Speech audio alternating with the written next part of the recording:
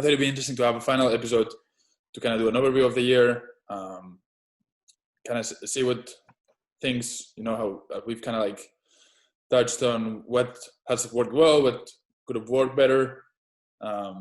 And today is the 23rd, so next week we're going to have a break.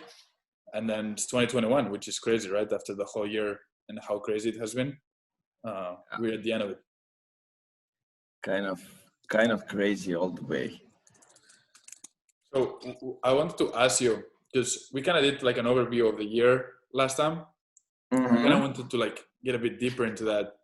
What are some of the things that you think you could have done better for the year? Because somebody asked me this the other day and kind of caught me off guard.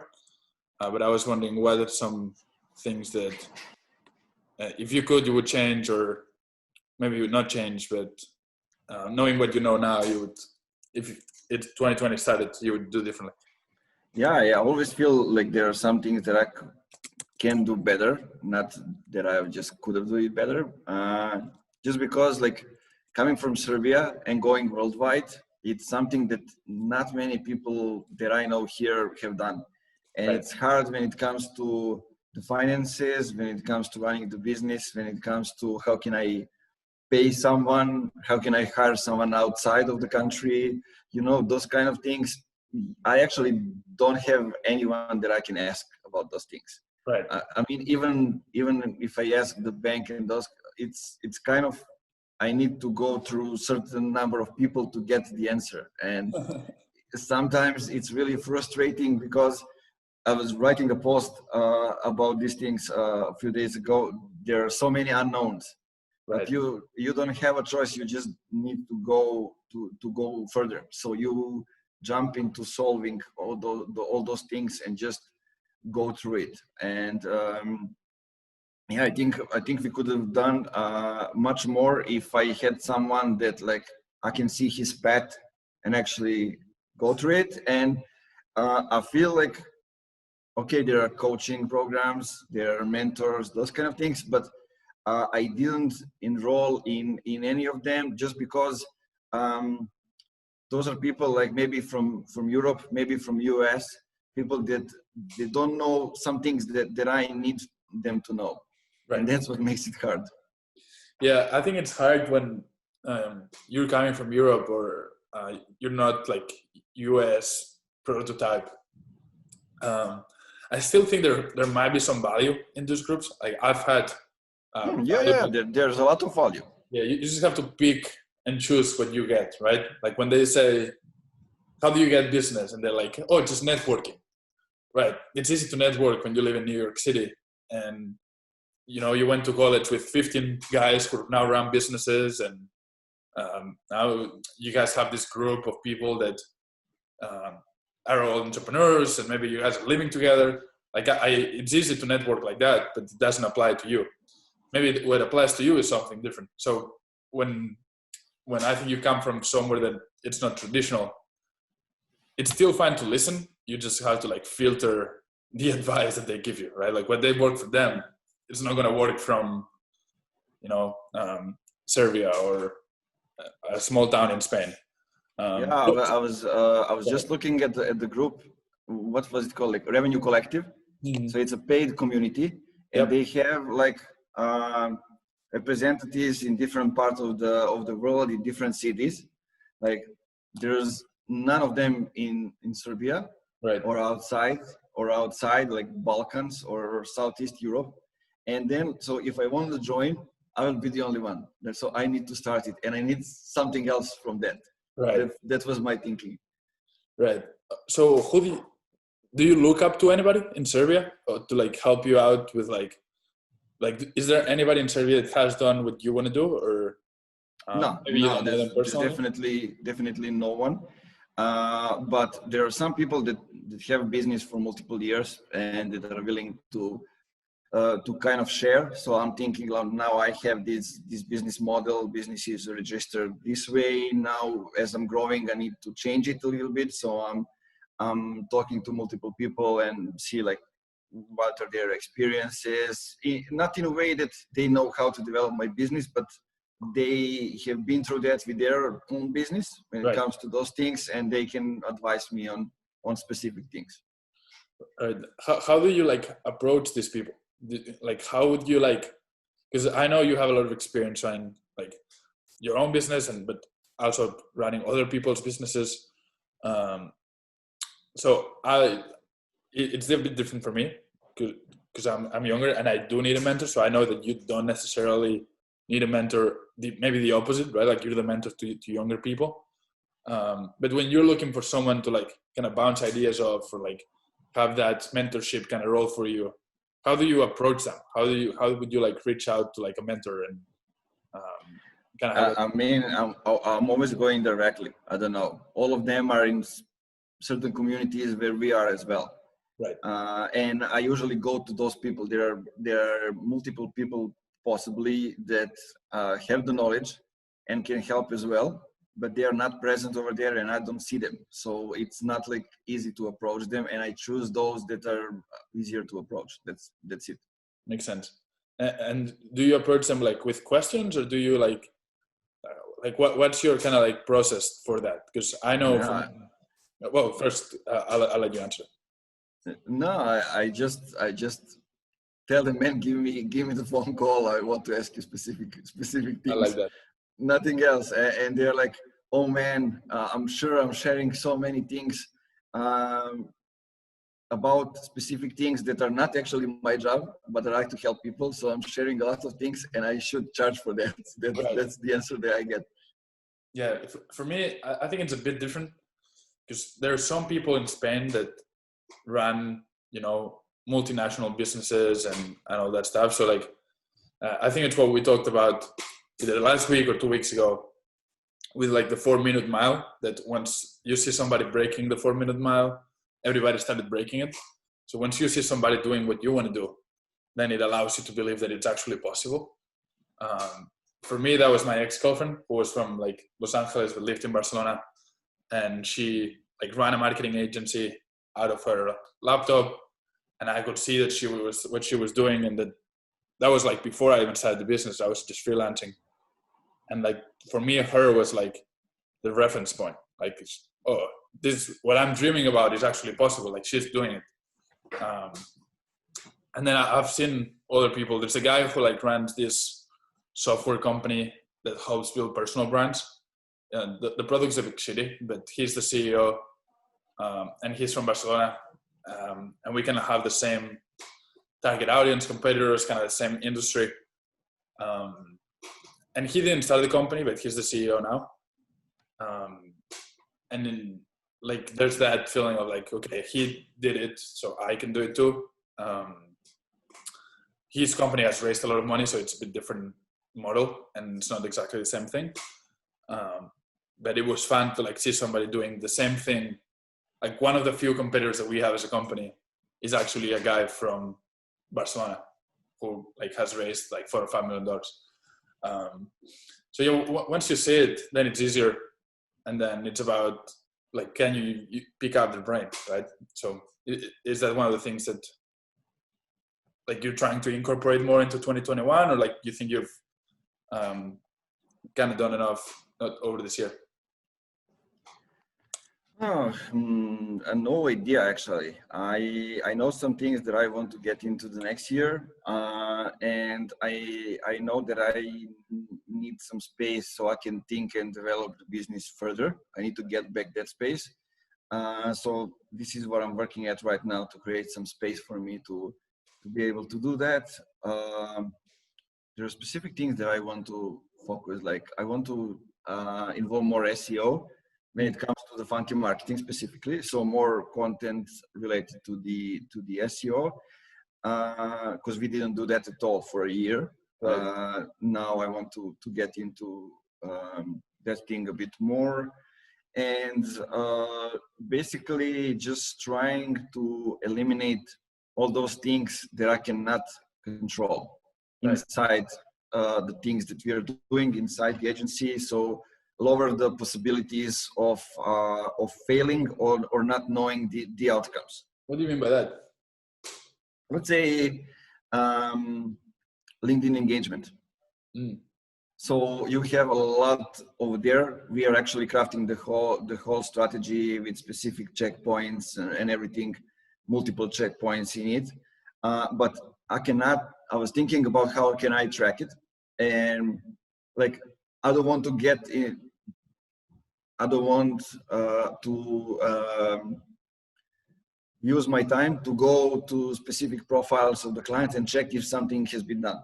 So we kind of decided to measure it on time, because we have the checklist, we have the strategy, people understand that. So we just need them like use half an hour or an hour a day for that, for those specific things. Right. And then add it all in the report at the end of the week, like what are some things that are done, what are some things that maybe aren't done that required us to go through on a meeting, or if there is something that you have seen that needs me as a CEO to get involved and to maybe talk to the clients directly. So that's kind of makes sense. That's interesting. I do like the idea of like trying to reduce things that you cannot control. I think that makes sense. For me, the one thing that I see that I could have done better, I mean, there's a lot of things that I could have done better, but like one of them is from a mindset perspective, wanting to invest more in the company and being less scared. So like, I feel like I've been scared, especially when it comes to hires. Like it took me forever to hire Andrea just because I was scared that financially we were not going to be able to handle that. I should hire a full-time writer versus two part-time writers, just because I was scared of like, what if like the company fails and I have hired this person full-time and it doesn't work? Like I feel like that fear is still very prominent in my head. And it's not allowing me to like make the right decisions in terms of like investing in the company. So like hiring quicker and more full-time, I think is a big thing for me next year, just because if I want to build $1 million company, I need to like speed this up. Like we're not going to get there with like 17 freelancers. We're going to get them with like 4 people. And that's how I think about it. So that's like a big thing for me that comes from like a scarcity mindset. We talked about this, but that's a big one for me. And then the second one is, how do we like fully build SOPs so that I have to like do less in terms of production? So firing myself completely from production, I think we've gotten there by hiring Andrea. Now I want to fire myself of finances, and eventually I'd like to fire myself of sales as well. So kind of like gradually getting there by building good processes. I think it's important for next year, because it feels like this year we got ahead by pure force of will, right? Like by scrambling, by working late nights. I don't want to have to do that for the next 20 years. I want to build something that kind of runs by itself. I don't know if that makes sense at all, but yeah, I second most of the things. I was also scared in a way, not when it comes to hiring people. I just couldn't find the right people, and I didn't have like the munition to hire the A players. That's not a possibility, so I needed to go in a different way.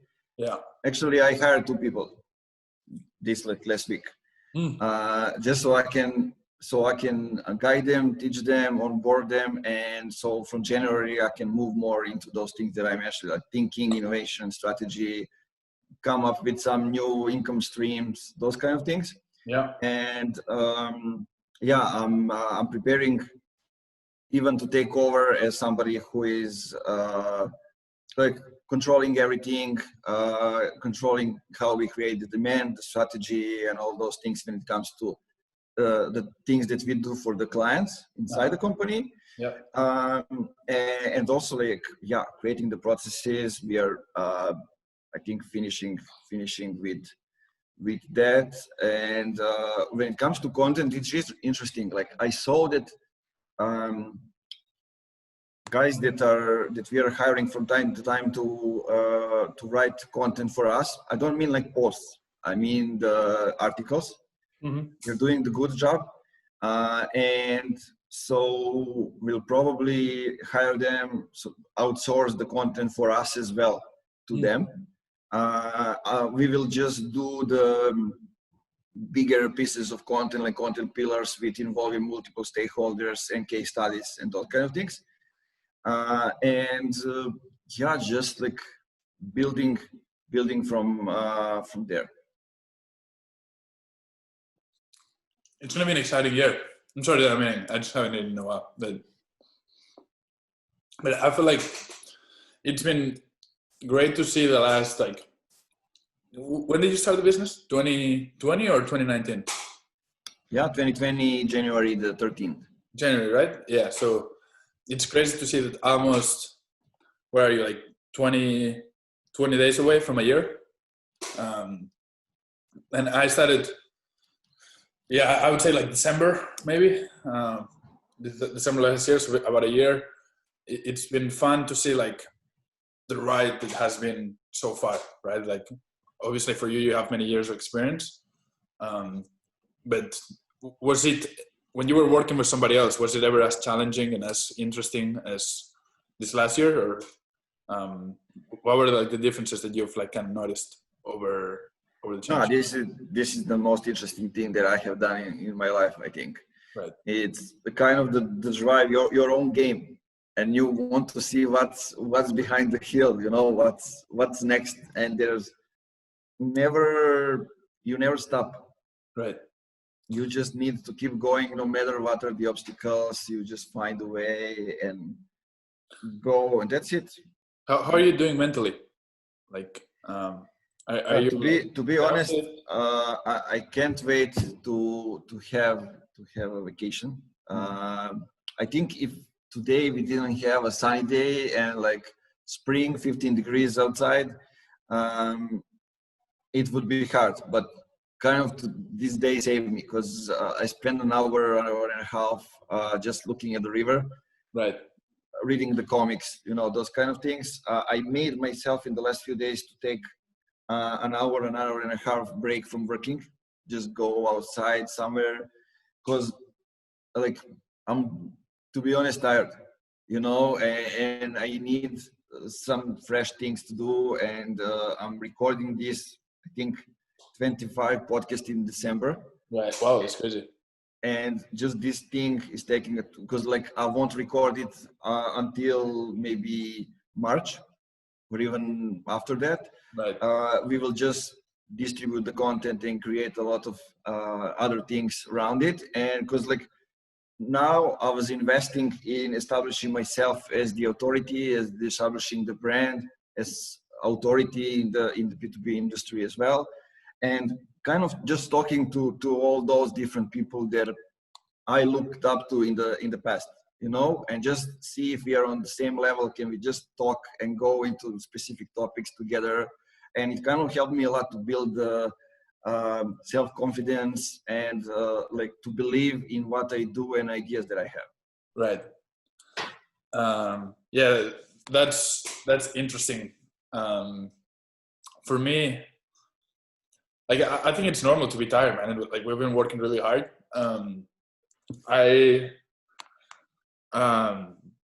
These last few days I've started like kind of dating somebody, so it's been like actually like really nice to like have a few moments to like step away from work and like be with someone that's not work related at all.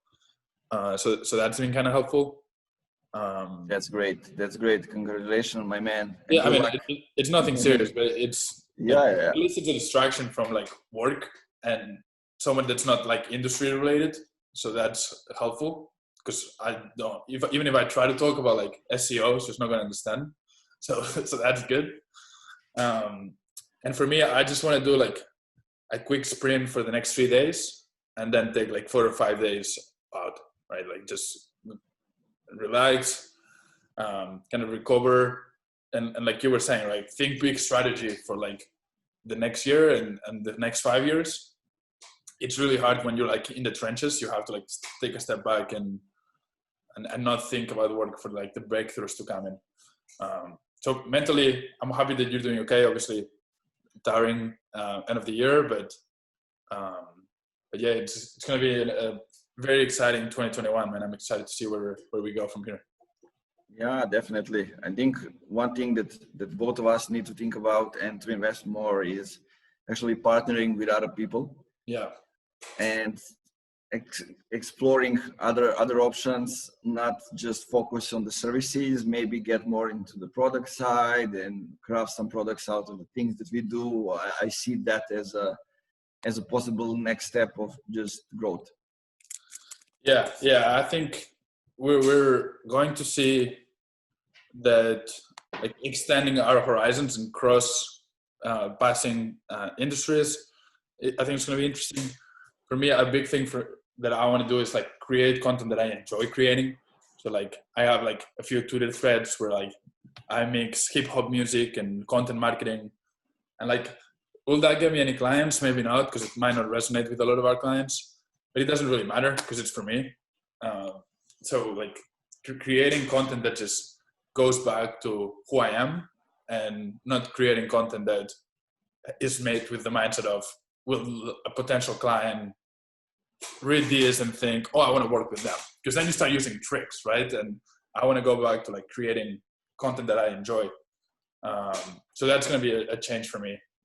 So hopefully I'm going to create funnier, more enjoyable, less professional content. And if that turns out to like perform better and drive more inbound leads, even greater. But if not, it's not the goal to do that. So yeah, just exciting there.